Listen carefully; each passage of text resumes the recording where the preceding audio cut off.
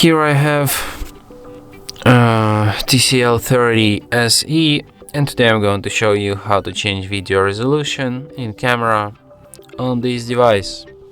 So firstly I have to open camera, switch to the video mode, type on the gear icon to access its settings, and here you can change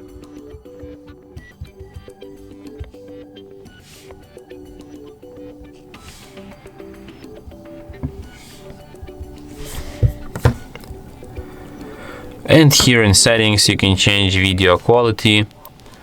You have 1080p, 720p and 480p quality. So yeah, and that's it. Thanks for watching. If you find this tutorial useful, don't forget to hit that like button and subscribe to our channel.